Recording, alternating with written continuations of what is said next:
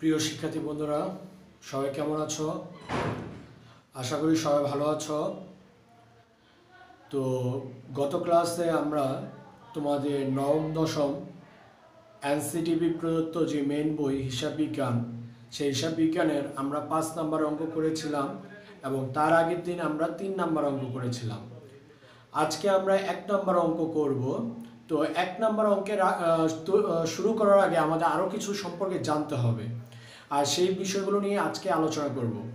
এবং সেই বিষয়গুলোর মধ্যে হচ্ছে মুনাফা জাতীয় আয় আমরা শিখছি, কিন্তু প্রাপ্তি কাকে বলে এটা এখনো শিখি নাই। আজকে ওইটা নিয়ে আলোচনা করব। মুনাফা জাতীয় ব্যয় কাকে বলে সেটা আমরা জানি, কিন্তু মুনাফা জাতীয় প্রদান কাকে বলে সেটা আমরা জানি না, সেটা আজকে শিখব। তো আজকে আমি তোমাদের এই প্রাথমিক ধারণা শীটের 23 নম্বর পৃষ্ঠায় সেদিনকে কিছুটা আলোচনা করছিলাম, আর কিছুটা বাকি ছিল, সেটা আলোচনা করব। এবং আরেকটা কথা বলে রাখি, এখানে হালকা একটু কারেকশন হয়েছে। তো আমি এই শীটের মানে এই পাতায় তোমাদের যে শীটটা দিয়েছি ওই শীটের মধ্যে এই পাতাটায় হালকা একটু কারেকশন হয়েছে, মানে একটু যোগ হয়েছে নতুন। তো আমি ওইটা তোমাদের এটা ছবি তুলে আমি তোমাদের ফেসবুকে গ্রুপে দিয়ে দিব, ঠিক আছে? তো আমরা কথা না বাড়ি শুরু করি। দেখো, আমরা শুরু থেকে একবারে শুরু করি, মানে মোটামুটি পুরোটাই একটু আলোচনা করি আরেকবার। সেটা হলো গত ক্লাসে মানে প্রথম ক্লাসে আমরা 6 পর্যন্ত আলোচনা করেছিলাম। 7 নম্বরে কি আছে? 7 নম্বর হচ্ছে মূল ধনায়িত ব্যয়। মূল ধনায়িত ব্যয় এটা সাধারণত 9-10-এ দেয় না, এটা সাধারণত কলেজ লেভেলে দিয়ে থাকে। তারপরও তোমাদের একটু ধারণা দিয়ে রাখি, মূল ধনায়িত ব্যয় কাকে বলে। মূল ধনায়িত ব্যয়তে কি বলা হয়েছে? কোন স্থায়ী সম্পদ ক্রয়ের পর সেই সম্পদ ব্যবহারের পূর্ব পর্যন্ত সম্পদের ক্রয় মূল্য ব্যতীত সব ব্যয়ের সমষ্টিকে মূল ধনায়িত ব্যয় বলে। মানে হচ্ছে তোমার স্থায়ী সম্পদ ক্রয়ের পর, মানে একটা স্থায়ী সম্পদ কেনার পর সেই সম্পদের ব্যবহার জনিত যে মানে ব্যবহারের আগে যে সব খরচ হয় সেই সব খরচের সমষ্টিকে বলা হয় মূল ধনায়িত ব্যয়। বিষয়টা আমি আরেকটু ক্লিয়ার করছি। যেমন ধরো তুমি একটা যন্ত্রপাতি ক্রয় করলা 3 লাখ টাকা দিয়ে, এরপরে তার পরিবহন ব্যয় করলা, তার সংস্থাপন ব্যয় করলা, এরপর সেই মেশিনটা তুমি ব্যবহার করলা। তাহলে সেই ব্যবহার করার আগে তোমার কি কি খরচ করতে হয়েছে? ক্রয় করতে হয়েছে, পরিবহন করতে হয়েছে, সংস্থাপন করতে হয়েছে। এই তিনটা ব্যয়ের সমষ্টিকে বলা হয় মূলধন জাতীয় ব্যয়, ঠিক আছে? আর কোশ্চেনে যদি মূল ধনায়িত ব্যয় বলে যে মূল ধনায়িত ব্যয় কত, সেই ক্ষেত্রে যেটা করবা সেই সম্পদের ক্রয় মূল্য বাদ দিয়া বাকি যে খরচগুলো আছে, যেমন আমদানি শুল্ক বা যন্ত্রপাতি ক্রয় পরিবহন বা যন্ত্রপাতি আমদানি শুল্ক অথবা যন্ত্রপাতি সংস্থাপন ব্যয়, এই তিনটা ব্যয়কে সমষ্টিকে বলা হয় মূল ধনায়িত ব্যয়। মানে হচ্ছে তোমার স্থায়ী সম্পদ কেনার পর সেই ক্রয় মূল্য বাদ, মানে আমি কিনছি যত টাকা দিয়ে তত টাকা বাদ দিয়ে বাকি যে খরচগুলো হয়েছে প্রথম ব্যবহারের আগে, যেমন প্রথম ব্যবহারের আগে কি কি খরচ হতে পারে? যন্ত্রপাতি আমদানি শুল্ক দিতে হতে পারে, যন্ত্রপাতি পরিবহন খরচ হতে পারে, যন্ত্রপাতি সংস্থাপন ব্যয় হতে পারে। এই ব্যয়ের সমষ্টিকে কি বলা হয়? মূল ধনায়িত ব্যয়। তো যেমন যন্ত্রপাতি ক্রয় পরিবহন, যন্ত্রপাতি সংস্থাপন ব্যয় ইত্যাদি। তবে 9-10-এ এটা আমি কখনো আসতে দেখি না, এটা কলেজ লেভেলেই আসে। এরপর দেখো মূলধন ও মুনাফা জাতীয় লেনদেনের প্রশ্নের সূত্রাবলী, মানে সূত্র। এর আগে আমরা মুনাফা জাতীয় মূলধন জাতীয় এগুলো নিয়ে অনেক আলোচনা করেছি, ঠিক আছে? তো ওই আলোচনার সার সংক্ষিপ্ত হচ্ছে এটা। তুমি যদি এটা মনে রাখতে পারো, ওপরে ধারণাগুলো ভুলে গেল কোনো সমস্যা নাই, এই ক্যাটাগরিটা মনে রাখলেই তুমি এই অধ্যায়টা ইজিলি পারবা। এবং এখানে সব ধরনের কাহিনী দেওয়া আছে, সো মনোযোগ সহকারে একটু দেখো। 1. মূলধন জাতীয় প্রাপ্তি। আমরা পৃথিবীতে মূলধন জাতীয় প্রাপ্তি আমরা বলছিলাম কাকে বলে? যে প্রাপ্তি আমরা প্রতিদিন পাই না, একবার পাইলে কয়েক বছর সুবিধা পাই, সেই প্রাপ্তিকে মূলধন জাতীয় প্রাপ্তি বলে। এর আগে আমরা বলছিলাম তোমাদের সিলেবাস অনুযায়ী কয়টা মূলধন জাতীয় প্রাপ্তি? 3টা। মূলধন, ঋণ গ্রহণ, স্থায়ী সম্পদ বিক্রয়। এর সাথে আরো 2টাও আছে, তবে ওই 2টা তোমাদের স্কুল লেভেলে দেয় না। সেই 2টা কি কি দেখো, 5টা টোটাল। মূলধন, ঋণ গ্রহণ, স্থায়ী সম্পদ বিক্রয়, স্থায়ী সম্পদ বিক্রয় মুনাফা, শেয়ার বা ঋণপত্রের অধিহার। এই পাঁচটা হচ্ছে মূলধন জাতীয় প্রাপ্তি। তবে তোমাদের স্কুলের টিচাররা এই দুইটা মূলত দিয়ে থাকে না, ঠিক আছে। সো তোমাদের মূলত তাহলে তোমরা এই তিনটা শিখবা, কিন্তু মূলত মূলধন জাতীয় প্রাপ্তি কয়টা? পাঁচটা। কেন? কারণ মূলধন জাতীয় প্রাপ্তি কাকে বলছে? আমি টাকা পাইলে সেটা হলো প্রাপ্তি, আর টাকা দিলে সেটা হলো প্রদান। স্থায়ী সম্পদ বিক্রি করে যদি মুনাফা হয়, সে মুনাফার কি টাকা আমরা পাই না? অবশ্যই আমরা পাই, তাহলে সেটাও প্রাপ্তি। আর শেয়ার বা ঋণপত্র অধিকার কি? শেয়ার বা ঋণপত্রের তুলনায় বেশি টাকা নেওয়াকে বলা হয় অধিকার। বেশি টাকা নেওয়াকে তাহলে তার মানে কি? সে টাকাটা আমরা পেয়ে থাকি, তার মানে কি? সেটাও কি মূলধন জাতীয় প্রাপ্তি। কিন্তু সাধারণত তোমাদের স্কুলের স্যাররা এই দুইটা দেয় না। সো তাহলে আপাতত বাদ থাক, কিন্তু বোর্ড পরীক্ষা এই দুইটা দিবা। আর কলেজ লেভেলে তো অবশ্যই দিতে হয়, ঠিক আছে। তাহলে তোমাদের স্কুল লেভেল অনুযায়ী তোমরা কয়টা দিবা? তিনটা। মূলধন, কারণ মূলধন কি? মালিক কারবারে যা দেয়, অর্থ বা অর্থের অঙ্কে পরিমাপযোগ্য, তাই হচ্ছে মূলধন। এখন মালিক কারবারে যদি কোনো কিছু দেয় সেটাই কি? মূলধন। এবং আরেকটা কথা বলে রাখি, মূলধন যদি আসবাবপত্র মালিক দেয় সেটাও কিন্তু মূলধন, কিন্তু সেটা আসবে না। কেন আসবে না? কারণ মূলধনজাত প্রাপ্তি, প্রাপ্তি মানে কি? টাকা পাইছি, এখানে টাকা ছাড়া অন্য কিছু আসবে না, এখানে শুধুমাত্র টাকাটাই আসবে। তার মানে এখানে মূলধন বলতে কি বুঝাইছে? নগদ অথবা ব্যাংক জমা, এই দুইটা প্রাপ্তিকে বুঝাইছে। অন্য কোনো মূলধন আনলে সেটা যাবে না, অনলি নগদ হতে হবে। এরপর ঋণ গ্রহণ। আমরা ঋণ গ্রহণ, কোনো জায়গা থেকে ঋণ গ্রহণ করলে কি নেই? নগদ টাকা নেই। তার মানে ঋণ গ্রহণ করলেও কি? নগদ টাকা নেই, তার মানে সেটাও কি? প্রাপ্তি। এরপর স্থায়ী সম্পদ বিক্রয়। হ্যাঁ, স্থায়ী সম্পদ এখানে নগদে বিক্রয় হতে হবে, ধারে বিক্রয় হলেও চলবে না, নগদে হতে হবে। তার মানে কি? আমরা নগদ বা ব্যাংক জমা যদি মূলধন দেয় সেটা এক। দুই নাম্বার হচ্ছে তোমার ঋণ গ্রহণ, ঋণ সর্বদা নগদেই নেওয়া হয়। আর তিন নাম্বার হচ্ছে স্থায়ী সম্পদ নগদ অথবা চেকে বিক্রয় বললে এখানে আসবে। এছাড়া অন্য কোনো, যদি আমি ধারে বিক্রয় বলে, সম্পদ ধারে বিক্রয়, ওইটা আসবে না। নগদ বা চেকে যদি সম্পদটা বিক্রি করে তাহলে ওইটা আসবে। তার মানে এই তিনটাই এখানে মূলধনজাত প্রাপ্তি। আর বাকি যে দুইটা, স্থায়ী সম্পদ বিক্রয় মুনাফা, শেয়ার বা ঋণপত্র অধিকার, এই দুইটাও মূলধনজাত প্রাপ্তির মধ্যে পড়ে, কিন্তু তোমাদের স্কুলের লেভেলে এই দুইটা দেয় না। সো এই দুইটা আপাতত তাহলে বাদ দাও। তাহলে তোমাদের কয়টা থাকে? তিনটা। এক, মূলধন গ্রহণ, সেই মূলধনটা হতে হবে কি? নগদে বা ব্যাংকে। ভালো মতো মনে রাখো, নগদে বা ব্যাংকে। আসবাবপত্র আনলে, যন্ত্রপাতি আনলে সেটা যাবে না, শুধুমাত্র নগদ আর ব্যাংক জমা আনলেই সেটা যাবে, কারণ সেটা হলো টাকা পাইছি, সেটা নগদে পাই, ব্যাংকে পাই, টাকা পাইছি। সেকেন্ড, ঋণ গ্রহণ। আমি যেখান থেকে ঋণ গ্রহণ করবো না কেন সেটা নগদে করবো অবশ্যই, তার মানে কি? সেটাও মূলধনজাত প্রাপ্তি। আর তিন, স্থায়ী সম্পদ বিক্রয়, সেই স্থায়ী সম্পদ কি? নগদে বা চেকে বিক্রয় হতে হবে, ধারে বিক্রয় হলে আসবে না। এই তিনটাই হচ্ছে মূলধনজাত প্রাপ্তি, মনে থাকবে। মূলধন গ্রহণ নগদ বা চেকে হতে হবে, মানে ব্যাংকে। দুই নাম্বার, স্থায়ী সম্পদ বিক্রয় নগদে বা চেকে হতে হবে। তিন, ঋণ গ্রহণ, ঋণ সর্বদা নগদেই হয়ে থাকে। তাহলে এই তিনটাই কি? মূলধন জাতীয় প্রাপ্তি, মনে রাখবে। দুই, মূলধন জাতীয় ব্যয়। মূলধন জাতীয় ব্যয় কি? যে ব্যয় আমরা প্রতিদিন করি না, যে ব্যয়ের সুবিধা কয়েক বছর পাবো, যে ব্যয় আমরা প্রতিদিন করব না, সেই ব্যয়কে বলা হয় মূলধন জাতীয় ব্যয়। মূলধন জাতীয় ব্যয় সাধারণত দুই ক্যাটাগরি। এক, স্থায়ী সম্পদ ক্রয়।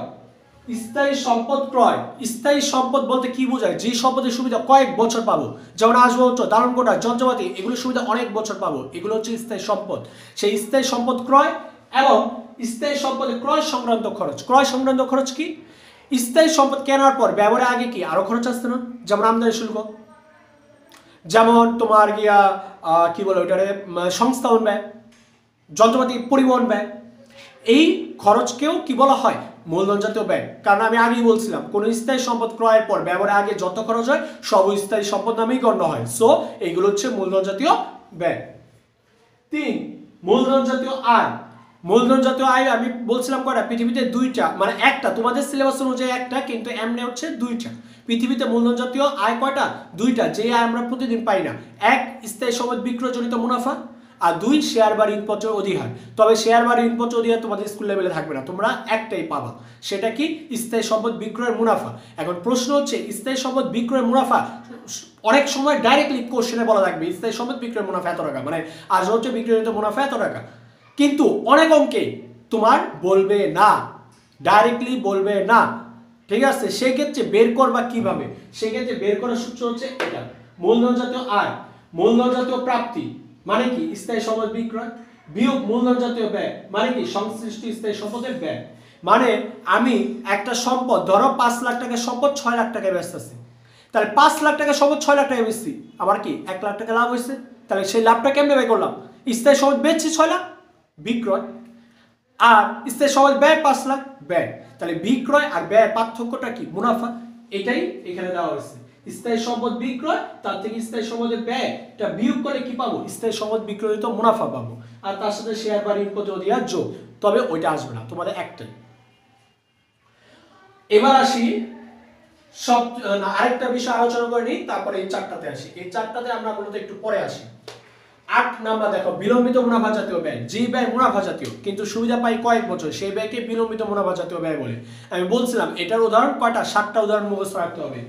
বিলম্বিত বিজ্ঞাপন, প্রাথমিক খরচ, ব্যবসায় প্রতিষ্ঠানের স্থানান্তর ব্যয়, নতুন পণ্যের গবেষণা উন্নয়ন ব্যয়, শেয়ার বা ঋণপত্রের অবহার, শেয়ার দায়রা বা দালাল বা অবলের দস্তুরি বা কমিশন, নতুন পণ্যের অত্যধিক বিজ্ঞাপন ব্যয় ইত্যাদি। এই 8টা বলছিলাম আমরা, এই 7টা বলছিলাম কি আমরা বিলম্বিত মুনাফা জাতীয় ব্যয় মনে রাখতে বলছিলাম। যাই হোক, তো এখন আমাদের আলোচ্য বিষয় সবচেয়ে বেশি প্লাস পয়েন্ট এই চারটাই সবাই ভুল করে। সো এই চারটা সবাই মনোযোগ সহকারে দেখো। এই চারটা বলার আগে আমি আরেকটা কথা বলে রাখি, সেটা হচ্ছে নগদ লেনদেন কাকে বলে, অনগদ লেনদেন কাকে বলে। এই দুইটা জিনিস নিয়ে অনেকেই কনফিউশন থাকে, সে কারণে এই দুইটা জিনিস আমি কনফিউশন দূর করছি। নগদ লেনদেন বলতে কি বোঝায়? যে লেনদেন নগদ বা ব্যাংকের সাথে সম্পৃক্ত। ব্যাংকের বাহন কি, মানে ব্যাংকে টাকা পয়সা লেনদেন করি কিভাবে? চেকের মাধ্যমে। তার মানে নগদ আর চেক সংক্রান্ত যেই সব লেনদেন, সেই সব লেনদেনকে বলা হয় নগদ লেনদেন। আর যেই সব লেনদেনে নগদ বা চেক নাই, উল্লেখ নাই, বা নগদ বা চেকে হয় নাই, সেই লেনদেনকে বলা হয় অনগদ লেনদেন। আমি সর্বদা যখনই আমি বলবো যে এটা নগদ লেনদেন বা এটা অনগদ লেনদেন, তাহলে এটা ধরে নিবা নগদ লেনদেন বলতে ধরে নিবা যে এখানে নগদ বা চেক হতে পারে। আর অনগদ লেনদেন বলতে ভাববা যেখানে নগদ বা চেক নাই। মানে কি, পৃথিবীতে বা আমেরিকান স্টাইলে বর্তমানে ব্যাংকরেও কি ভাবা হয়? নগদের সমতুল্যই ভাবা হয়, মানে চেকরে নগদের সমতুল্যই ভাবা হয়। কেন? কারণ আমার কাছে টাকা আছে আর ব্যাংকে টাকা আছে, একই রকম কথাই। কারণ আমি আমার কাছে টাকা আছে, যখন তখন আমি টাকা দিয়ে যে কোনো কিছু কিনতে পারবো। ব্যাংকে টাকা আছে, যে কোনো সময় ব্যাংক থেকে টাকা উঠে নিতে পারবো। এখন বলতে পারো যে স্যার চেক পাইলে তো আমরা ব্যাংক লিখি, কেন তাহলে নগদ লিখি না? হ্যাঁ, চেক পাইলে ব্যাংক লিখি, কারণ ওই চেক পাইলে আমরা দাগ কাটা চেক ভেবে নিই, আর দাগ কাটা চেকের টাকা কোথায় টাকা বাড়ে? ব্যাংকে। তো যাই হোক, ওই নগদ এবং অনগদ লেনদেনগুলো আমরা আলোচনা করব। নগদান বইয়ের একটা চ্যাপ্টার আছে, ওই চ্যাপ্টারে। তো আজকে আমরা আমাদের আলোচ্য বিষয় ফিরে আসি। মুনাফা জাতীয়, আগে আসি মুনাফা জাতীয় আয় কাকে বলে, মুনাফা জাতীয় ব্যয় কাকে বলে। শুরুর দিন আমি বলছিলাম মুনাফা জাতীয় ব্যয় কাকে বলে? যে সব ব্যয় প্রতিনিয়ত করি এবং যে সব ব্যয়ের সুবিধা 1 বছরের মধ্যে শেষ হয়ে যায়, সেই সব ব্যয়কে মুনাফা জাতীয় ব্যয় বলে। তবে মুনাফা জাতীয় ব্যয়ের মধ্যে একটা জিনিস মাথায় রাখবা, চলতি বছরের সকল যাবতীয় ব্যয়। মানে মুনাফা জাতীয় ব্যয় বলতে অনলি চলতি বছরের ব্যয় বোঝায়, বিগত বছরের ব্যয়কেও বোঝায় না, আগামী বছরের ব্যয়কেও বোঝায় না, অনলি চলতি বছরের ব্যয়। মানে মুনাফা জাতীয় ব্যয় বলতে বোঝায় অনলি চলতি বছরের ব্যয়। এবং সেটা নগদেও হতে পারে, অনগদেও হতে পারে। মানে সেই মুনাফা জাতীয় ব্যয়টা নগদেও হতে পারে, অনগদেও হতে পারে। বুঝতে পারছো? যেমন নগদে পণ্য ক্রয় হতে পারে, ধারে পণ্য ক্রয় হতে পারে, যে কোনো একটাই হতে পারে। তবে কি হতে হবে? নগদ অথবা অনগদ যেটাই হোক না কেন চলতি বছরে হতে হবে। কারণ মুনাফা জাতীয় ব্যয় বলতে আমরা কি বুঝি? চলতি বছরের ব্যয়। আমরা বিগত বছরের ব্যয় বুঝি না, আগামী বছরের ব্যয় বুঝি না, আমরা কি বুঝি? চলতি বছরের ব্যয়, চলতি বছরের ব্যয়, চলতি বছরের ব্যয়। চলতি বছরের ব্যয় মানে মুনাফা জাতীয় ব্যয়। মনে রাখবে, মুনাফা জাতীয় ব্যয় মানে চলতি বছরের ব্যয়, চলতি বছরের ব্যয় মানে মুনাফা জাতীয় ব্যয়। এই জিনিসটা মাথায় ঢুকায় রাখো। মুনাফা জাতীয় ব্যয় মানে চলতি বছরের ব্যয়, সেটা নগদে হোক অনগদে হোক, তবে চলতি বছরের ব্যয়। ঠিক সেম মুনাফা জাতীয় আয়, যে আয় আমরা 1 বছরের মধ্যেই শেষ হয়ে যায়, যে আয় সুবিধা 1 বছরের মধ্যে শেষ হয়ে যায়, যে আয় বছরে 1 বছরে বারবার হয়ে থাকে, যে সব আয় বছরে বারবার হয়ে থাকে এবং যে সব সুবিধা 1 বছরের মধ্যেই শেষ হয়ে যায়, সেই সব আয়কে মুনাফা জাতীয় আয় বলে। সেম মুনাফা জাতীয় আয় মানে কি? চলতি বছরের আয়, নগদ ও অনগদ হতে পারে। মানে কি?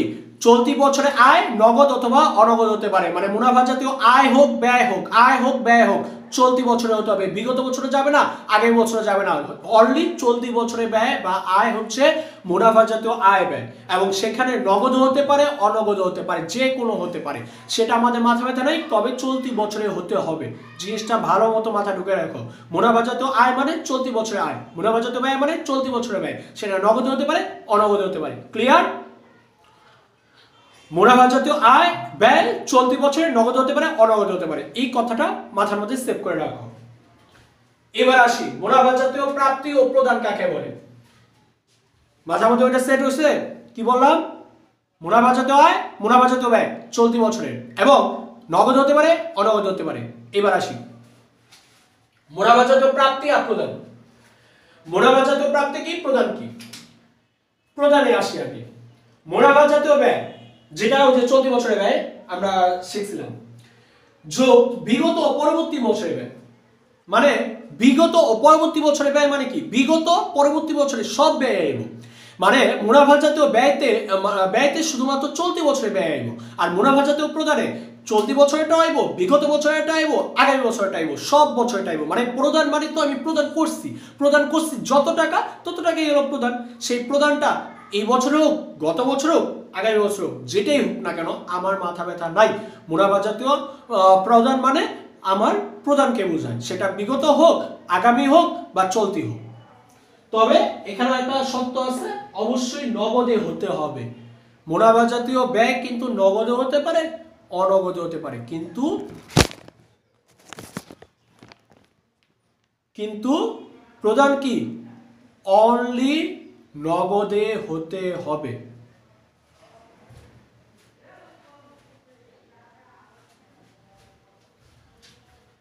ঠিক সেম মুনাফা জাতীয় প্রাপ্তি, মুনাফা জাতীয় আয় যোগ বিগত ও পরবর্তী বছরের আয় অবশ্যই নগদে হতে হবে।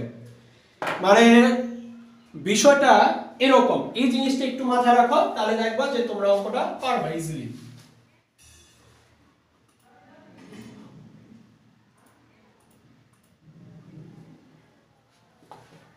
এই জিনিসটা মাথায় রাখবা। মুনাফা জাতীয় আয় ব্যয় যেটাই হোক না কেন সেটা চলতি বছরের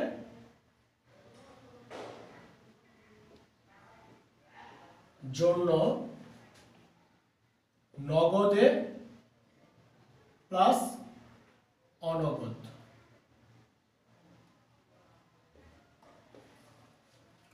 মুনাফা জাতীয় আয় হোক ব্যয় হোক যেটাই হোক চলতি বছরের জন্য নগদে হতে পারে অনগদে হতে পারে। আর মুনাফা জাতীয় প্রাপ্তি বা প্রদান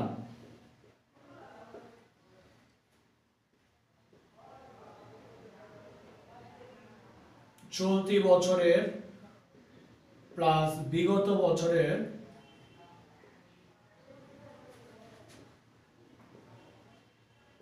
প্লাস আগামী বছরের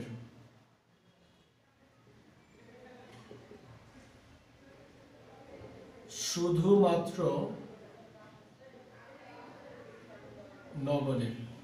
এই যে এই জিনিসটা একটু মাথায় রেখো, প্রয়োজন বোধে এটা স্ক্রিনশট দিয়ে একটা খাতার মধ্যে লিখে রাখতে পারো। মুনাফা জাতীয় আয় ব্যয় বলতে বোঝায় চলতি বছরের আয় ব্যয়, আর সেটা নগদে হতে পারে অনগদে হতে পারে।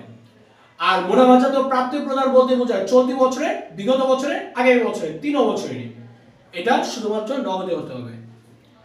এই জিনিসটা একটু স্ক্রিনশট দিয়ে রেখে দাও সবাই, এবং খাতার মধ্যে এটা লিখে রাখবা বা বইতেও লিখে রাখতে পারো।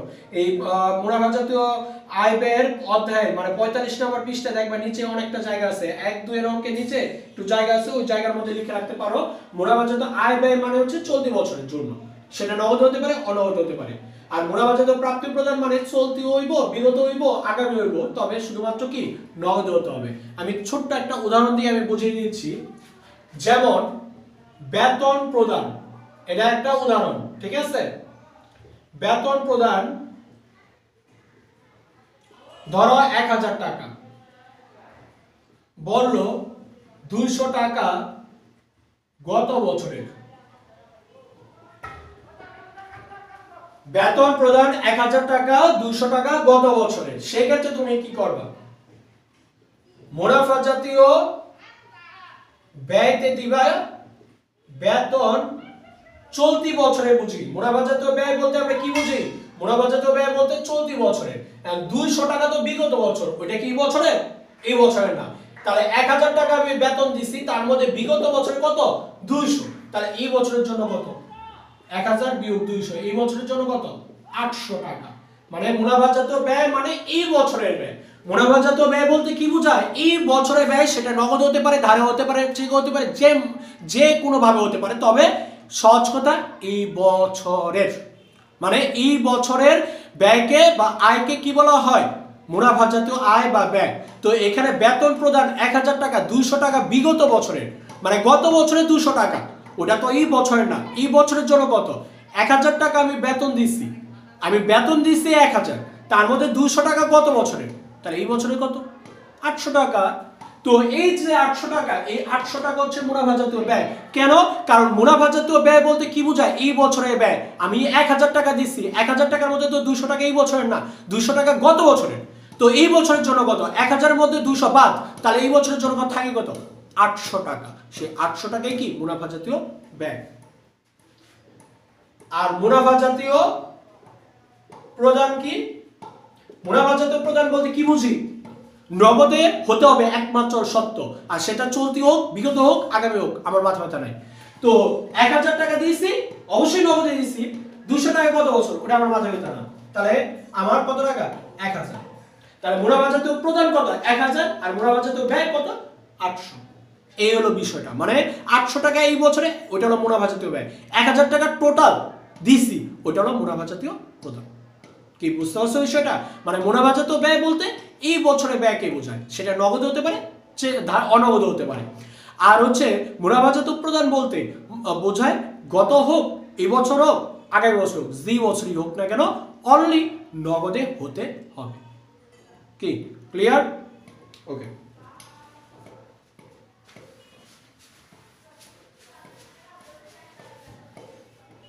এবার আমরা তোমাদের বইয়ের 1 নম্বর অঙ্কে আসি।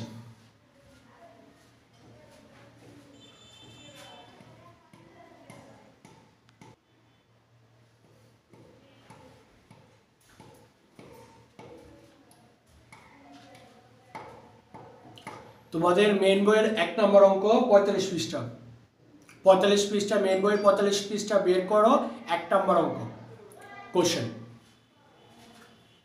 সৃজনশীল 1, মনোযোগ সহকারে দেখবা, কারণ এই অঙ্কে একটু প্যাচ আছে। মানে গত 2 দিন আমরা যে অঙ্ক করছিলাম তার তুলনায় এই অঙ্কটা একটু প্যাচ। মনোযোগ সহকারে দেখো। 1, 2017 সালের বোরহান এন্টারপ্রাইজ নামের ব্যবসায় প্রতিষ্ঠায় লেনদেন কিছু অংশ নিয়ে বলুন। লেনদেনের বিবরণ টাকা, ব্যবসায় মূলধন বিনিয়োগ। ব্যবসায় কে মূলধন দিচ্ছে? মালিক। মালিক মূলধন দিচ্ছে। তার মানে ব্যবসায় মূলধন বলতে কি? মালিকের মূলধন বোঝায়। আর মূলধন কি? মূলধন জাতীয় প্রাপ্তি। যন্ত্রপাতি ক্রয়, যন্ত্রপাতি কি আমরা প্রতিদিন কিনবো? প্রতিদিন কিনবো না, এটা হচ্ছে মূলধন জাতীয় ব্যয়। ব্যাংক থেকে ঋণ গ্রহণ, ঋণ গ্রহণ করছো, ব্যাংকের থেকে যে ঋণ আনছো, কি আনছো? বিরিয়ানি আনছো নাকি পোলাও মাংস আনছো? কি আনছো? বিরিয়ানি আনো নাই, পোলাও মাংস আনো নাই, কি আনছো? নগদ টাকা। তার মানে ব্যাংক থেকে ঋণ গ্রহণ মানে কি? নগদ টাকা আনছি, এটাও কি? মূলধন জাতীয় প্রাপ্তি।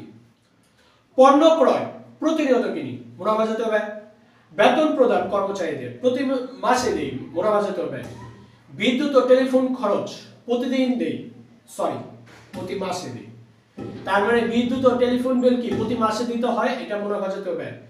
যন্ত্রপাতির অবচয়, এটা প্রতি সেকেন্ডেই হয়ে থাকে, বিধায় এটা হচ্ছে তোমার মুনাফা জাতীয় ব্যয়।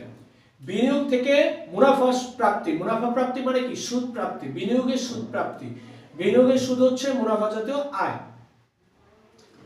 ভাড়া প্রদান, ভাড়া প্রদান হচ্ছে মুনাফা জাতীয় ব্যয়। তবে ঝামেলা আছে, কি বলে গেছে? যার মধ্যে 3000 টাকা 18 সালে, আমরা অঙ্ক করি 2017 সাল, আমরা অঙ্ক করতেছি 2017 সাল, আর তুমি ভাড়া দিয়ে দিছো 18 সালে, ভাড়া দিয়ে দিছো 18 সালে, আগামী বছরে কি বেশি দিয়ে দিছো? ওকে, ভাড়া দিছো টোটাল কয় টাকা? ভাড়া দিছো টোটাল 40,000 টাকা। এই 40,000 টাকার মধ্যে 3,000 টাকা কি 17 সালের, 3,000 টাকা হলো 18 সালের। তাহলে 40,000 টাকার মধ্যে 3,000 টাকা 18 সালের, তাহলে এই বছরের জন্য কত? 37,000। এই বছরের জন্য 37,000, এটা মুনাফা জাতীয় ব্যয়। আর টোটাল দিছি কত? 40,000, এটা মুনাফা জাতীয় প্রদান। ঠিক সেম কমিশন প্রাপ্তি, যার মধ্যে 4,000 টাকা 2016 সালের জন্য টাকা প্রাপ্তি 50,000। আমরা 50,000 টাকা পাইছি, কমিশন পাইছি 50,000, কিন্তু 50,000 টাকার মধ্যে 4,000 টাকা তো এই বছরের না, 4,000 টাকা কি গত বছরে। আমরা অঙ্ক করতেছি কত সালে? 17 সালে। আর তুমি 16 সালে 4,000 টাকা কি করছো, মানে পাই গেছো। তার মানে কি পাইছো টোটাল 50,000, পাইছো টোটাল 50,000, কিন্তু 50,000 টাকার মধ্যে 4,000 টাকা তো এই বছরের না। তাহলে এই বছরের জন্য কত? 46,000। কারণ 50,000 টাকা আমি পাইছি, গইন্না ক্যাশ পাইছি কত? 50,000। এই 50,000 টাকার মধ্যে কি এই বছরের 4,000 না, এই বছরের জন্য কত? 46,000। গত বছরের কত? 4,000। তাহলে এই যে পাইছি 50,000, এটা হলো প্রাপ্তি, মুনাফা জাতীয় প্রাপ্তি। কিন্তু এই বছরে কতটুকু পাইছি? এই বছরটুকু পাইছি হলো 46,000, ওইটা মুনাফা জাতীয় আয়। পণ্য বিক্রয় প্রতিনিয়ত পাই, মুনাফা জাতীয় আয়। আর মালিকের ব্যক্তিগত প্রয়োজনে উত্তোলন, এখন উত্তোলন তো এখানে আসবে না, কারণ উত্তোলন নগদ উত্তোলন করছে, উত্তোলন মালিকানা সত্ত্ব হ্রাস করে, ওইটা কোনো আয় ব্যয়ের পর্যায়ে পড়ে না, তো এটা আসবে না, কোনো আয় ব্যয়তে এটা আসবে না। কত চাইছে? মূলধন জাতীয় প্রাপ্তি। মূলধন জাতীয় প্রাপ্তি পৃথিবীতে কয়টা? 3টা। 1 মূলধন, 2 ঋণ গ্রহণ, 3 স্থায়ী সম্পদ বিক্রয়। তবে মূলধন হতে হলে কি করতে হবে? নগদে বা ব্যাংকে হতে হবে। স্থায়ী সম্পদ বিক্রয় হলে কি করতে হবে? নগদে বা চেক হতে হবে। আর ঋণ গ্রহণ তো ঋণ গ্রহণই, কারণ এটা তো সবসময় নগদই হয়। তাহলে 3টার মধ্যে আমরা আজকের অঙ্কে পাইছি 2টা, ব্যবসায় মূলধন বিনিয়োগ, যন্ত্রপাতি ব্যাংক থেকে ঋণ গ্রহণ, এই 2টা। ক্ষতে কি চাইছে? মুনাফাজাত আয় ব্যয়। মুনাফাজাত আয় ব্যয় কি? যে আয় যে ব্যয় আমরা প্রতিনিয়ত করি। পণ্য ক্রয় প্রতিনিয়ত করি, কর্মচারী বেতন প্রতি মাসে দিই, বিদ্যুৎ টেলিফোন বিল প্রতি মাসে দিই, যন্ত্রপাতির অপচয় প্রতিনিয়ত হয়, ভাড়া প্রদান প্রতি মাসে দিই। এই কয়টা হচ্ছে মুনাফাজাত ব্যয়। আর মুনাফাজাত আয়, যে আয় আমরা প্রতিনিয়ত পাই, বিনিয়োগ হতে মুনাফার প্রাপ্তি, আর পণ্য বিক্রয় কমিশন প্রাপ্তি, 3টা প্রতিনিয়ত পাই। এবং মুনাফা জাতীয় প্রাপ্তি ও প্রদান চাইছে। প্রাপ্তি প্রদান আমি কি বলছিলাম? মুনাফা জাতীয় আয় যা আছে তাই হইব, কিন্তু এখানে শুধুমাত্র নগদে হইতে হইব, ধারে হলে হইব না। আর হচ্ছে চলতি বছর হইতে হইব নাকি না, সরি ভুল বলছি, চলতি বছর হোক, বিগত বছর হোক, আগামী বছর হোক, 3 বছরে আইব, কিন্তু শুধুমাত্র নগদে হতে হবে। তাহলে সেই হিসেবে প্রাপ্তি কি কি আছে? কমিশন প্রাপ্তি, পণ্য বিক্রয়, এই 2টা আছে। আর বিনিয়োগ সুদ প্রাপ্তি, এই 3টে। আর মুনাফা জাতীয় প্রদানের মধ্যে কি আছে? যেই প্রদান প্রতিনিয়ত করি ক্যাশে, সেটা প্রতি মানে তোমার এই বছর হোক, গত বছর হোক, আগামী বছর হোক, সেটা বড় কথা না, নগদে হতে হবে। যেমন পণ্য ক্রয়, কর্মচারীদের বেতন প্রদান, বিদ্যুৎ ও টেলিফোন বিল প্রদান, ভাড়া প্রদান। যন্ত্রপাতির অপচয় আসবে না প্রদানে। যন্ত্রপাতির অপচয় মুনাফা জাতীয় ব্যয়তে আইব, কিন্তু প্রদানে আইব না। প্রশ্ন হচ্ছে কেন? কারণ অবচয় এটা একটা অনগদ লেনদেন, কারণ যন্ত্রপাতির অবচয় যাবে দেখি অবচয় হিসাব ডেবিট, পুঞ্জীভূত অবচয় হিসাব ক্রেডিট। অবচয় ডেবিট এটা একটা খরচ হিসাব, আর পুঞ্জীভূত অবচয় হিসাব এটা একটা বিপরীত সম্পদ হিসাব বা প্রতি সম্পদ হিসাব, সম্পদ হ্রাস করে। তো এখানে আমরা কোনো নগদ বা চেক বা ব্যাংকের অস্তিত্ব আমরা পাই না, সে কারণে এটা হচ্ছে অনগদ লেনদেন। যে জাবেদা করলে নগদ বা চেক আছে সেটা নগদ, আর যে জাবেদা করলে নগদ বা চেক বা ব্যাংকের কথা উল্লেখ নাই সেটা হচ্ছে কি, মানে যে জাবেদা নগদ আর ব্যাংক আছে সেটা হলো নগদ, যে জাবেদা নগদ ব্যাংক নাই সেটা অনগদ। তার মানে যন্ত্রপাতি অবচয় ধার্য এটাকে অনগদ লেনদেন। আর অনগদ লেনদেন তো মুনাফা জাতীয় প্রদানে যাবে না, কিন্তু যাবে কোথায়? মুনাফা জাতীয় ব্যয়তে। মুনাফা জাতীয় ব্যয়তে অবচয় ঠিকই যাবে, কিন্তু প্রদানে যাবে না। আর গতে কি চাইছে? মালিকানা সত্ত্ব। মালিকানা সত্ত্বের সূত্র কি? মূলধন যোগ আয় বিয়োগ ব্যয় বিয়োগ উত্তোলন। ঠিক আছে, এই হচ্ছে কাহিনী। তো আজকে আমরা অনেক কিছুই বুঝছি, অথবা মাথাও একটু জ্যাম হয়ে গেছে, সেই কারণে আজকে আমরা পুরোটা অঙ্ক করব না। আজকে অনলি আমি কড নাম্বারটা করে দিব, আর কালকে খ গ করায় আলোচনা করব। তবে তোমাদের বাসার কাজ হচ্ছে, আমি তো আলোচনা করার পুরোটা প্রশ্ন নেই, তোমরা খ গ একটু বাসার চেষ্টা করবা, হোক বা না হোক, ভুল হোক সমস্যা নাই, ঠিক আছে, কারণ ভুল থেকে যদি দারুণ কিছু শেখা যায় তাহলে সাময়িকভাবে ভুলটাও ভালো নাকি। সে কারণে একটু চেষ্টা করো, ভুল হোক সমস্যা নেই, ঠিক আছে, তাও নিজে নিজে একটু চেষ্টা করবা, খ গ নিজে নিজে একটু চেষ্টা করবা। আর কালকে অবশ্যই আমি খ গ করে দিব, ঠিক আছে। তো আজকে আমি শুধু ক নাম্বারটা করে দিই। কত যাইছে মূলধনজাত প্রাপ্তি। মূলধনজাত প্রাপ্তি কয়টা আছে? দুইটা, ব্যবসায় মূলধন বিনিয়োগ আর ব্যাংক থেকে ঋণ গ্রহণ, এই দুইটাই যাবে।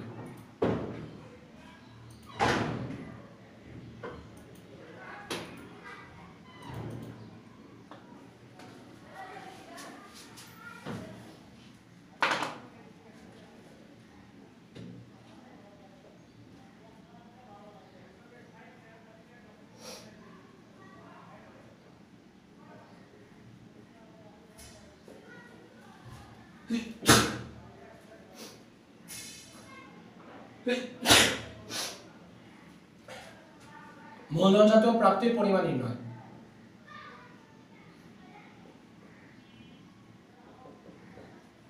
আজকের অঙ্কে তারিখ নেই, তাহলে আমি ক্রমিক নং দিতে পারি, আর ক্রমিক নং না দিলেও হবে, সমস্যা নেই, আর এই দাগটা না দিলেও হবে, সমস্যা নেই। তারিখ নেই, ক্রমিক নং।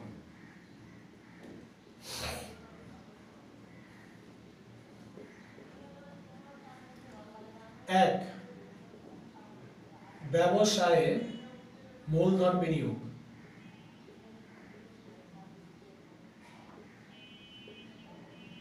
দুই, ব্যাংক হতে ঋণ গ্রহণ।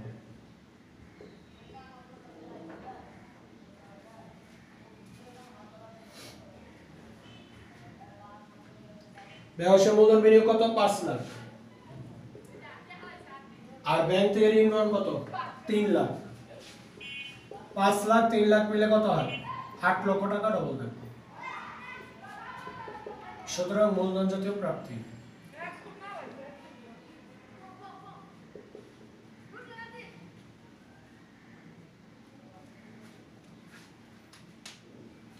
মালিক প্রতিদিন মূলধন দেবে না, ব্যাংক থেকেও প্রতিদিন ঋণ নেবে না।